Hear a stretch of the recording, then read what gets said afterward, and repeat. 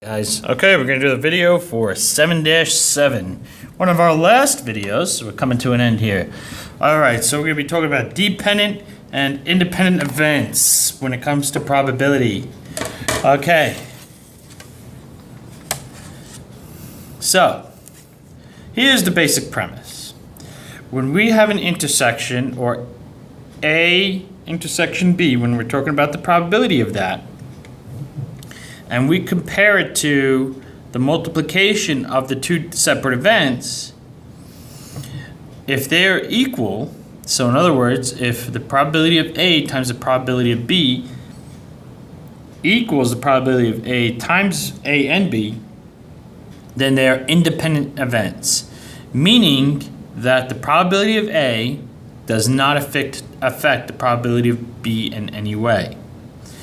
If they are not equal, so if we multiply the probability of A and B, or A times B, and that does not equal the probability of A and B, then they're dependent events. What that means is that the probability of A has nothing to do with the probability of B. Okay, let's take a look.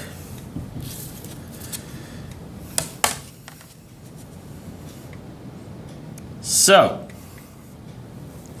we're going to check the following events and determine if they are independent.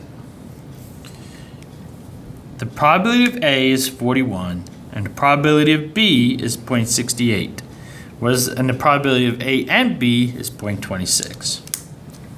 So I'm going to take that, and I'm going to multiply them together, times 0.68, and let's see what I get. So I use my calculator, 0.41 times 0.68, and I get 0.2788. That rounds, this number rounds to 0.27 or 0.28. So as a result of that this times this does not equal that, or the probability of A times the probability of B does not equal the probability of A and B, these two probabilities are dependent. Okay, let's see what we got here.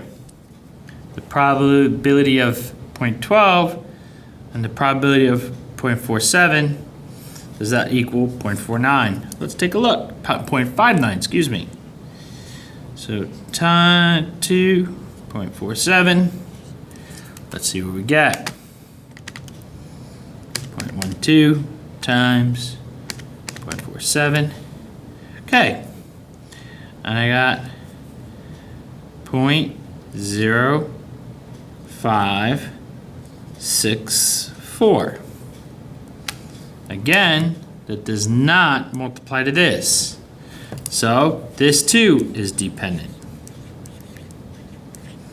We have two dependent probabilities here. Like I said, hopefully you guys found this video helpful. Just keep in mind the rounding. And that's it. Pretty straightforward.